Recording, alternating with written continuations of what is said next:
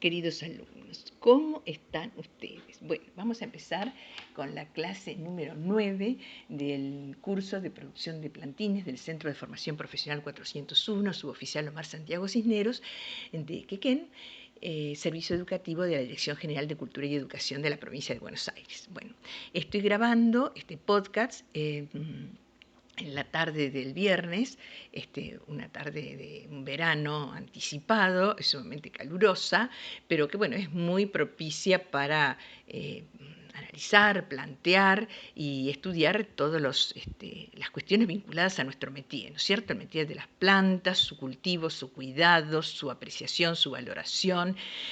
En fin, nuestro gran amor por esta maravillosa actividad.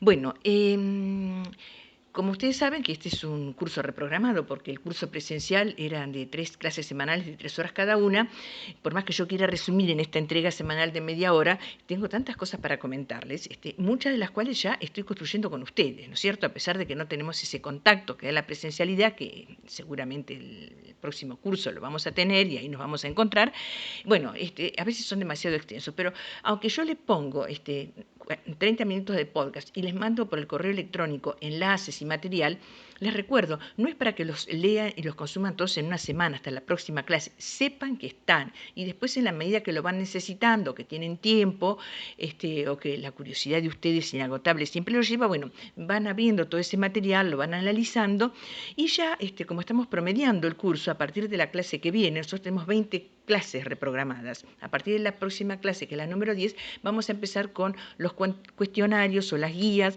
para organizar la evaluación de todo lo que hemos trabajado durante este año, a fin de que ustedes, completando esa evaluación, que ya vamos a determinar en qué forma se va a hacer, puedan acreditar los 2 cursos que han dado, el curso de podador y el curso de productor de plantines. Bueno, este podcast lo voy a dividir en dos partes. En la primera parte va a corresponder al contenido específico del curso, que es la producción de plantines, pero orientada en esta charla a las especies de huerta mayoritariamente perennes. Vamos a ver también algunas anuales, ¿no?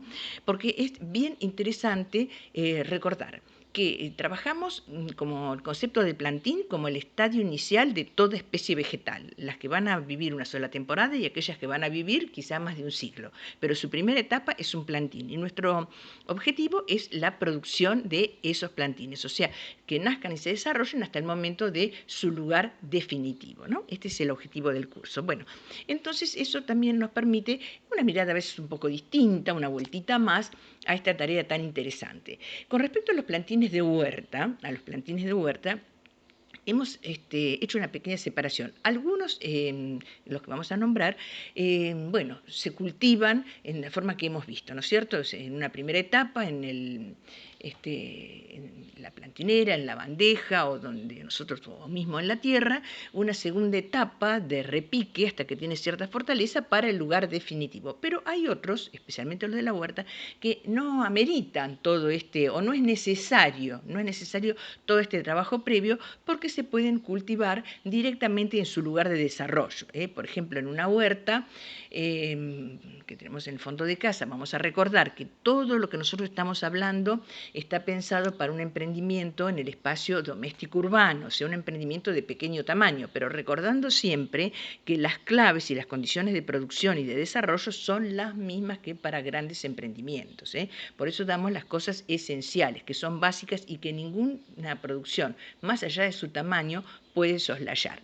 Bueno, si vamos a hacer huerta y vamos a cultivar lechuga, por ejemplo, rabanitos, acelga, espinaca, bueno, otro montón de especies. No necesitamos hacer el plantín porque lo hacemos directamente en el lugar donde se van a desarrollar, que es lo que llamamos siembra de asiento. Este no es un curso de horticultura, pero bueno, el concepto cabe.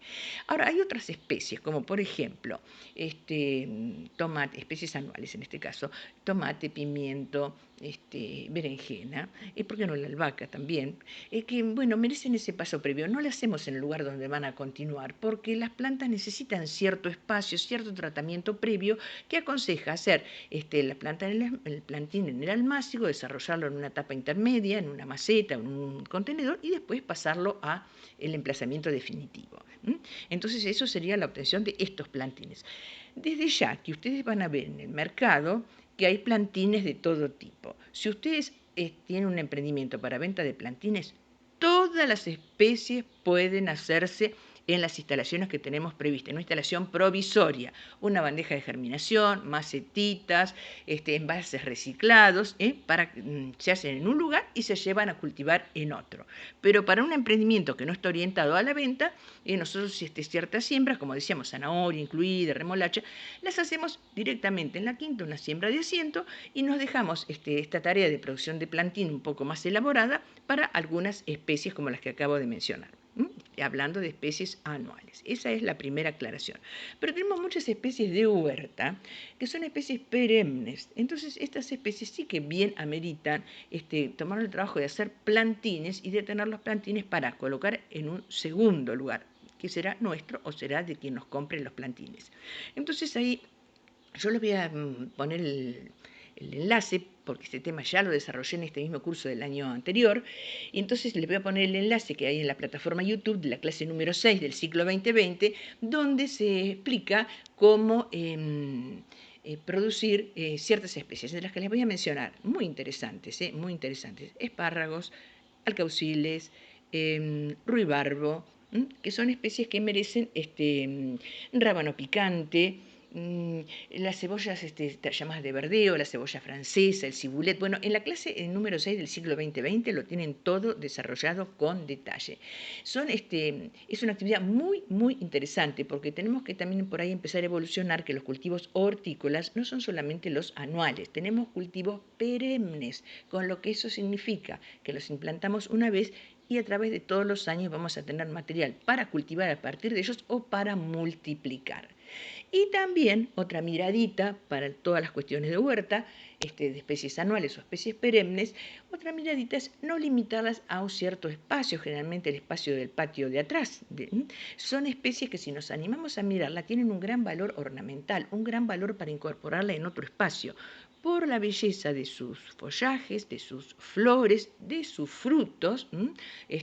Una planta de tomate bien cultivada y bien llevada es de una gran belleza, un gran atractivo desde el punto de vista del color, desde el punto de vista del perfume, porque ustedes recordarán, si ya han cultivado, el perfume encantador que tienen el follaje del tomate, ¿no? Bueno, la planta de berenjena también es una planta muy ornamental, con sus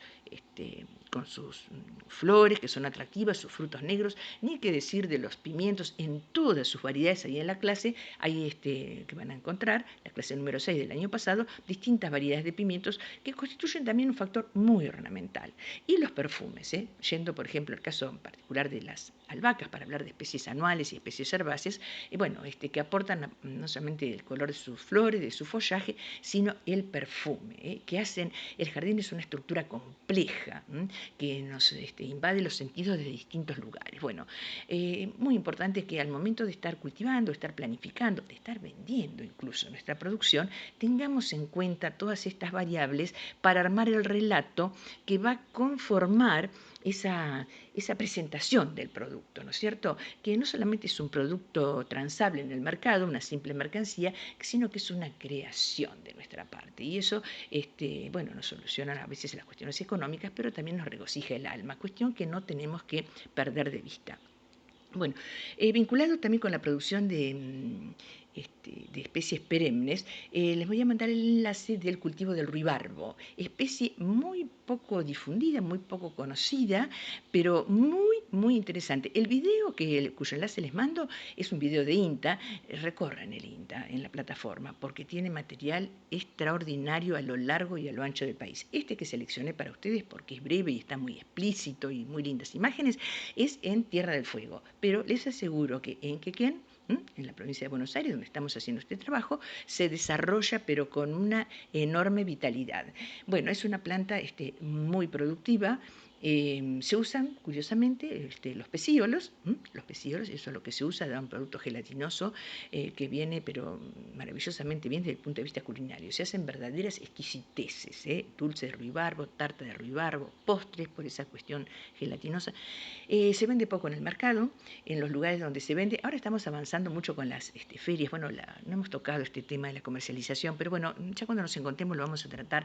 La cuestión de las ferias verdes. Nosotros que estamos orientados a la agroecología, una de las cuestiones para colocar la producción son las ferias de cercanía, tener lugares donde llevar la producción fuera de los grandes circuitos de comercialización a los cuales no podemos acceder. Pero en espacios de comercialización locales podríamos tener una gran oportunidad. Hay que pensarlo, hay que empezar a trabajar. Bueno, ¿cómo se venden los ruibarbos? Se cortan los peciolos, van a ver que es una hoja ancha, muy vistosa, se cortan los peciolos o pencas, en las acelgas, todos sabemos lo que es la penca, es el peciolo de la hoja, y se hacen ataditos y eso es lo que se comercializa. Pero les aseguro que cultivarlo es sumamente sencillo, sumamente productivo porque da mucho follaje, la cosecha, como ustedes verán, es más que sencilla y la utilización encantadora, y sorpresiva porque es algo poco frecuentado.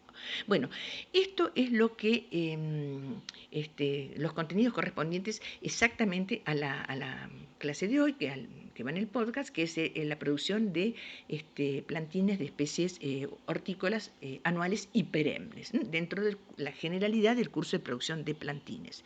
Bueno, creo que de este tema no olvido nada de decirlo, saber bueno, los otros cultivos que también se menciona, que conviene siempre y son de hacerlos en plantines y después llevarlos en otra etapa, al emplazamiento definitivo o a una etapa intermedia de repique, son todas las crucíferas, o sea, los repollos, coliflores, repollitos de Bruselas, y bueno, les menciono, también si tienen ocasión, yo para no recargarles tanto el envío, cliquen por la berza gallega, que es una especie perenne de la familia de repollo, muy curiosa, muy ornamental, muy bonita, las hojas azuladas. Las crucíferas es una familia muy interesante, conocemos muchas especies florales, entre otras la familia del alelí. La familia del alelí. Bueno, así que cuando la berza gallega entra en flor, se usan las hojas que se van recolectando, no es un organismo cerrado como un repollo, ¿no es cierto? Que tiene todas las hojas, que es como si custodiando la yema central, que es lo que nosotros consumimos, esas hojas que la rodean. Bueno, no, van saliendo hojas en el tallo y esas hojas son las que vamos consumiendo. Pero por eso florecen y nosotros seguimos consumiendo y da unos grandes racimos de flores amarillas o blanquecinas según las variedades. Bueno, muy, muy útil desde el punto de vista hortícola, desde el punto de vista ornamental.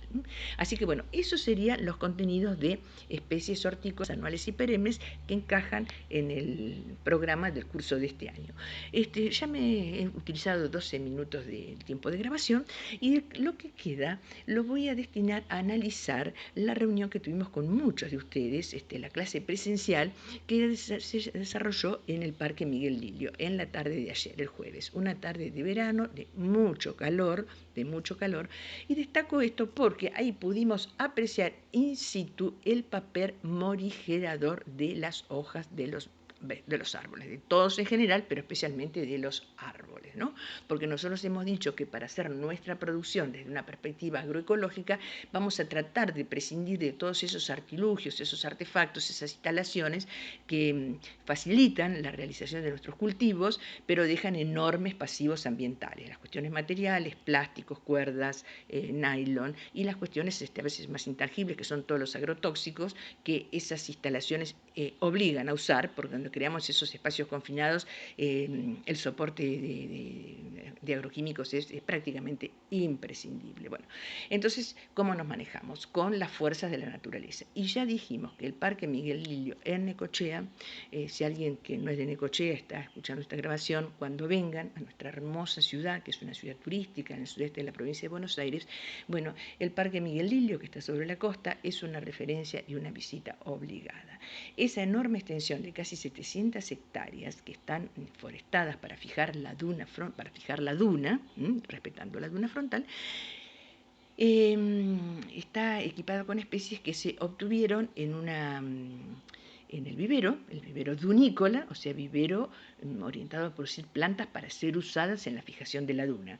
Bueno, se realizó a partir del año 1948 con un esquema de producción, un modelo de producción que hoy llamamos agroecológico. En ese momento no se llamaba así, era la forma en que se producía, con lo cual le quiero decir dos cuestiones. La agroecología no es ninguna novedad y para entrar en el futuro de la agroecología hay que volver al pasado, porque hasta hace 25 o 30 años toda la producción del país, en las más variadas especies, se hacía como hoy llamamos agroecología. Le digo esto porque un hecho de memoria nos puede facilitar muchísimo las cosas. ¿Qué hicimos ayer? La clase, ¿dónde la dimos? Usamos esa especie de escalinata, un pequeño anfiteatro que hay frente al Museo Histórico Regional, que es donde estuvo la residencia de la familia Álvarez de Toledo, dueños de la estancia que fue expropiada por la provincia de Buenos Aires en 1948 para hacer todo este trabajo de fijación de dunas a partir de la producción de este vivero dunícola, cuya memoria se recuerda en el mástil de la bandera del Jardín Francés aledaño al Museo Histórico Regional, que también siempre visitamos como una especie de peregrinación para recordar los orígenes, que son también nuestros orígenes. La memoria, nuestra tarea en esa vuelta al pasado para encarar con seriedad el futuro, es un ingrediente imprescindible. Bueno, dimos la clase allá afuera, hacía un calor terrible, alrededor más de entre 35 y 40 grados, pero ahí, sin negar que hacía calor, teníamos una atmósfera de lo más agradable. ¿Por qué cuestión? Por el aporte que nos hacían esos maravillosos árboles, eucaliptus, cipreses, bueno, todos los integrantes de esa gran arboleda del Parque Lirio. Y aprovechamos para ver cuál era, por qué los árboles nos crean esa atmósfera tan apropiada para nuestra vida de los seres humanos y también para la vida de los seres vivos no humanos, como son las plantas, y por qué la posibilidad y la necesidad de tenerlas a mano cuando nosotros nos iniciamos en la producción de plantines, ¿no es cierto? Porque el plantín es una estructura frágil, es una estructura frágil, debe tener ciertos cuidados, cierta amabilidad del ambiente para poder desarrollarse. Bueno, estamos al lado de lo que fue el vivero. Ustedes han recibido en el último podcast, la información complementaria que acompaña al último podcast, el de la clase número 8, varias imágenes donde está, entre otras cuestiones, el vivero. Propiamente el vivero del que hay queda en situación medio de ruina, pero perfectamente identificables lo que fueron las estructuras disminuidas. El vivero original ocupaba esa parte y otro tanto. Pero para tener en cuenta la tarea ciclópea que hizo durante unos 30 años, fíjense lo reducido de las dimensiones. ¿Por qué les digo esto? Porque cuando se piensa en vivero, como estamos muy alienados con la información, pensamos que tenemos que iniciarnos con una gran estructura. Bueno, la producción agroecológica, el centro de la agroecología está en el que hace la actividad. Tiene que hacer algo que esté de acuerdo a sus posibilidades físicas, económicas, intelectuales. A partir de ahí hay que empezar a desarrollar el proceso. Es decir, no podemos empezar de movida con una estructura muy grande, porque tampoco es necesario. Y el Lirio, entre tantas enseñanzas que nos dice, o que nos da, o que nos está sugiriendo, nos hace ver eso. No hacen falta las estructuras gigantescas, enormes o simplemente grandes a que nos tiene acostumbrado el mercado capitalista. Se puede empezar con algo mucho más modesto. ¿Por qué? Porque lo importante es el conocimiento. ¿Para qué pongo lo que pongo y cómo hago lo que hago? Una de las conclusiones que llegamos ayer en la charla, por eso a mí me interesa tanto ese contacto directo, yo no les puedo, así un poquito a la distancia, no podemos intercambiar. Bueno, todas las plantas que se produjeron en el lirio están hechas a partir de semilla. Ustedes saben que es una de las posibles formas. ¿Por qué? Porque las condiciones para hacer esos plantines, ustedes van a ver en la imagen que les envié, la que ayer se repartió, no estaba el reparo que está ahora. Ese reparo se fue haciendo con el tiempo. Pero ¿qué pasa con la planta el plantín que se origina de semillas? Bueno, va creciendo en la medida que las condiciones externas se lo permiten. Distinto, ahora que ustedes ya saben cómo se hace una planta de gajo, de esqueje o de estaca, que ahí esa estaca está en una situación de inferioridad. realidad no tiene cómo defenderse por su cuenta si no le damos ciertas apoyaturas. O sea que si vamos a iniciar algo de esqueje, ya tenemos que tener una especie de reparo a partir de las fuerzas de la naturaleza armado. Si vamos a empezar de un plantín de semilla, las instalaciones o las condiciones donde vamos a trabajar pueden ser mucho más austeras, por no decirlo mucho más precarias. El lilio es un ejemplo. Ustedes fíjense cómo yo estoy obligada a justificar y a argumentar para dar razón de por qué estamos diciendo lo que estamos diciendo. Eso es parte, nosotros estamos en una escuela, no solamente es instrumental lo que ustedes aprenden, tienen que aprender otros contenidos que le permitan sostener desde lo intelectual lo que están exponiendo o la tarea concreta que están llevando adelante. Bueno, el Parque Miguel Lilio, cuyo resultado final está a la vista de todos, porque esa es otra de las grandes ventajas, ¿no es cierto? No estamos hablando de un proyecto que se hizo y no sabemos cómo terminó, no, sabemos cómo se inició, cómo se desarrolló y sabemos cómo está ahora y qué importancia tiene y los servicios ambientales que presta a la ciudad. Bueno, o sea que si nosotros en nuestro emprendimiento doméstico urbano no disponemos de árboles o arbustos que nos hagan ese reparo, que ahora vamos a detallar un poquito más en qué consiste, bueno, sería lo más lógico empezar a trabajar desde la semilla, porque las plantinas que se inician de semilla, como van creciendo raíz, tallo y hojas desde lo que pueden, ahí eso tiene una rusticidad mayor, son menos frágiles, menos vulnerables que cuando ponemos una estaca, tenemos que darle menos cuidado.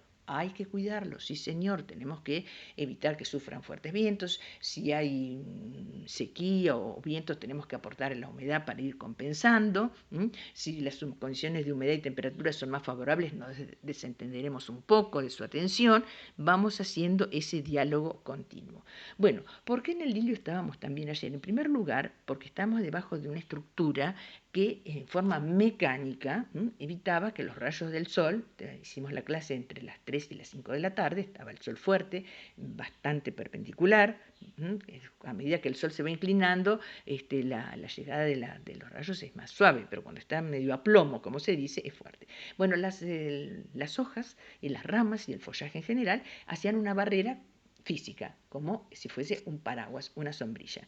Pero aparte, el clima estaba absolutamente agradable y lleno de perfumes. ¿Por qué? Porque vamos a recordar, si nosotros hemos visto qué función cumplen las hojas, cómo trabajan, cómo funcionan, esas hojas están por acción de la función que cumplen, que es la fotosíntesis, porque tienen ese pigmento verde, que es la clorofila, que permite que se haga esa función tan importante para todas las formas de vida en el planeta, está eliminando anhídrido carbónico, consumiendo anhídrido carbónico en algún momento, eliminándolo en otro, liberando oxígeno y liberando agua en forma de vapor. Para que el agua que eliminan en esa transpiración pase a ser vapor, por eso hablamos de evapotranspiración, tienen que, como cuando ponemos el agua a calentar para que pase a vapor, tiene que haber aporte de energía calorífica. ¿De dónde la sacan? Del aire caliente.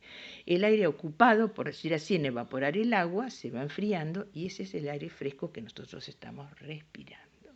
Así que para que ustedes vean, ya les reitero, ese artículo tan interesante de la batalla por el verde nos explica desde la física y desde la matemática por qué pasa esto que yo les estoy comentando globalmente. Pero fíjense qué importante. Estuvimos 2 horas trabajando intensamente desde lo intelectual, desde el intercambio de opiniones, nos acercamos a ver lo que ese espacio nos presentaba, con toda comodidad, con todo confort. Bueno, nos faltaron los mates, los refrescos, en fin, lo que significa un buen momento en contacto con la naturaleza. Así que eso es uno de los grandes aportes y ese es el esquema general que se propone desde la agroecología. En vez de poner un invernadero de plástico y poner aire acondicionado, andar levantando las cortinas y poniendo un ventilador y regulando, y bueno, no, hay que manejarnos con ese movimiento de los ciclos del calor, de la temperatura y de la humedad que la propia naturaleza va generando.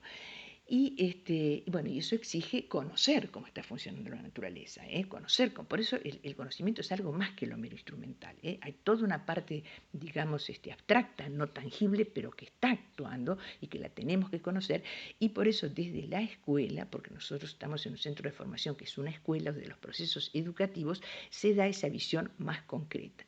Hablando con nuestros compañeros que estaban ahí, cayó el tema, surgió el tema de las hojas y de los tipos de sombra, y de las sombras calientes y de las sombras frías, porque es una cuestión que está en el ambiente. Bueno, el tema de la hoja en general. Bueno, ¿por qué se habla de sombra más fría y sombra menos fría? No sería sombra caliente, menos fría. Bueno, cuando las hojas de los árboles son bien extendidas, como un plátano, por ejemplo, hay una gran superficie que está evapotranspirando. Entonces está consumiendo calor del aire y la refrigeración es más intensa, esa que se va haciendo, y tenemos una sombra más fresca.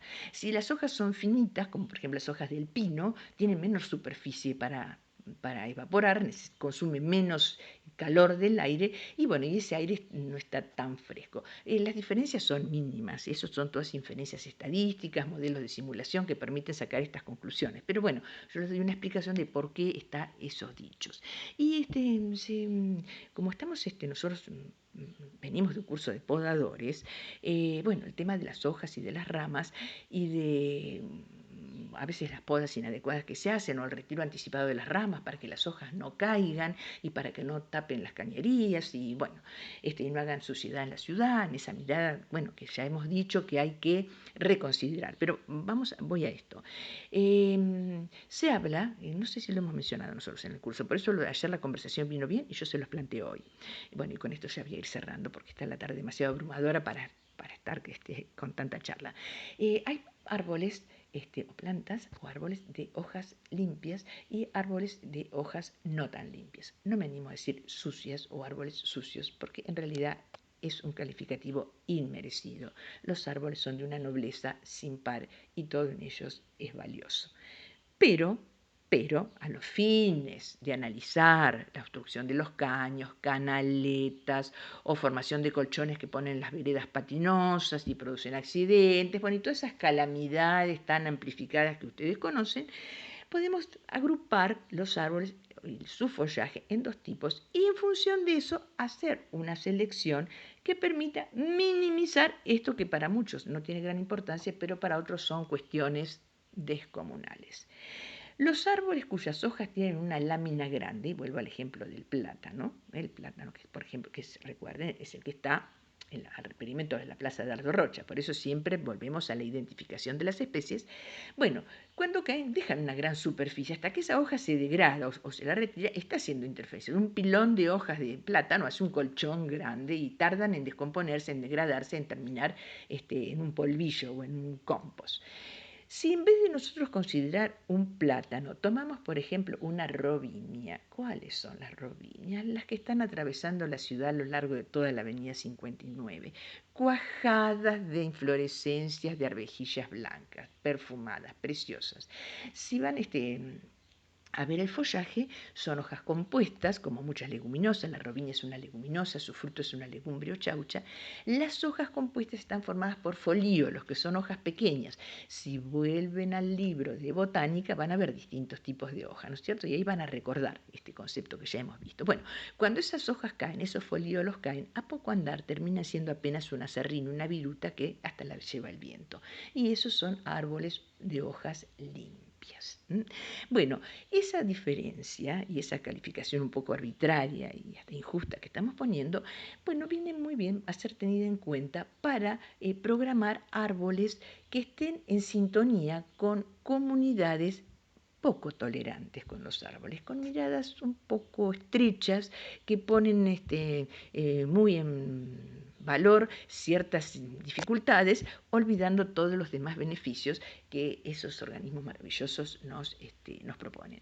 Así que bueno, entre las tantas cosas que conversamos ayer, surgió el tema de los árboles sucios y los árboles limpios. Este sería el canal para analizar esas dos cuestiones y no deja de ser una herramienta de gran utilidad para la planificación urbana, la planificación, por ejemplo, para los arbolados de línea, para los arbolados de los espacios públicos y también para nuestra casa, para nuestro espacio doméstico. Y bueno, ya que es para seguir con el ritmo de las clases presenciales, donde vamos a hacer la próxima clase presencial, que va a ser el próximo jueves, que ya estamos, a ver si tengo el calendario a mano, ya vamos a estar en el mes de noviembre y va a ser el jueves 4 de noviembre. Bueno, lo vamos a hacer un espacio sumamente interesante. Vamos a acompañar a muchos alumnos de Quequén, vamos a estar en las proximidades de nuestro centro, porque el centro 401 es de Quequén.